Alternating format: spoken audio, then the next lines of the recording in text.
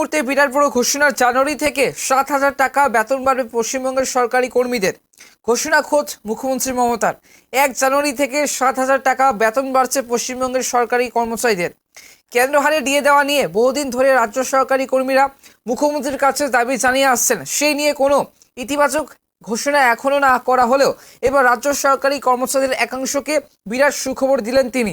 এক ধাক্কায় 7,000 টাকা বেড়ে গেল ন্যূনতম বেতন। 2025 সাল থেকেই এই নতুন বেতন কাঠামো চালু হবে বলে কিন্তু খবর, যা এই মুহূর্তে খুশির হাওয়া ছড়াচ্ছে রাজ্যের সরকারি কর্মীদের মনে।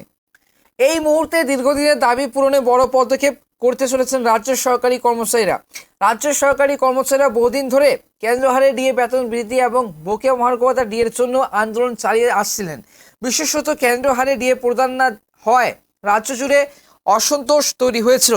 এবার তাদের দীর্ঘদিনের দাবি পূরণ না হলেও রাজ্যের আংশিক শ্রেণীর কর্মীদের দাবি কিছুটা হলেও কিন্তু পূরণ হতে চলেছে। মমতা বন্দ্যোপাধ্যায়ের সরকার 2025 সালের জানুয়ারি থেকে এই কর্মীদের জন্য নতুন বেতন কাঠামো চালু ঘোষণা করেছে, যা কর্মীদের আর্থিক নিরাপত্তায় বড় মাইল ফলক কিন্তু বলে মনে করা হচ্ছে। কাদের বেতন বাড়ছে? রাজ্য ও কেন্দ্র সরকারের ভোকেশনাল কম্পিউটার সাক্ষরতার মিশন প্রকল্পের আইটিএসসি কম্পিউটার টিচারদের জন্য এই ভাতা বাড়ানোর সিদ্ধান্ত নেওয়া হয়েছে। নতুন কাঠামো অনুযায়ী 5 বছরের চাকরির অভিজ্ঞতা থাকলে কর্মীদের ন্যূনতম বেতন 21,000 টাকা।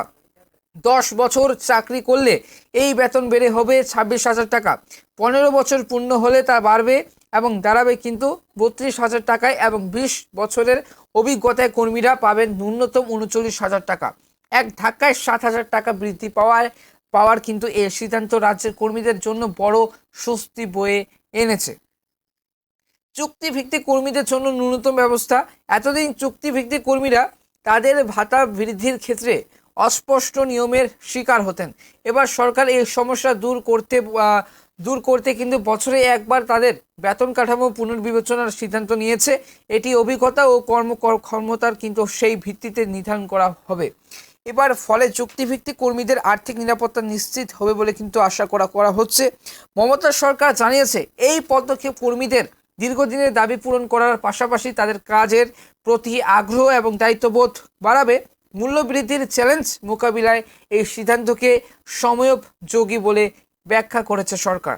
তারা আরও জানিয়েছে যে 2025 সাল থেকে এই কাঠামো কার্যকর হলে রাজ্যের প্রশাসনিক কাঠামো আরও মজবুত হবে। বিরোধীদের প্রতিক্রিয়া। তবে এই সিদ্ধান্তে ঘিরে রাজনৈতিক ময়দানে বিরোধীরা সমালোচনা করতে ছাড়েনি।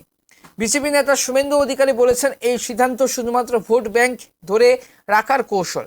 রাজ্যের সাধারণ মানুষের ট্যাক্সের টাকা দিয়ে সরকারি কর্মীদের খুশি করার চেষ্টা চলছে।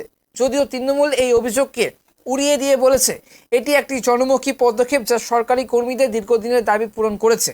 সাধারণ রাজ্য সরকারি কর্মীদের প্রতিক্রিয়া।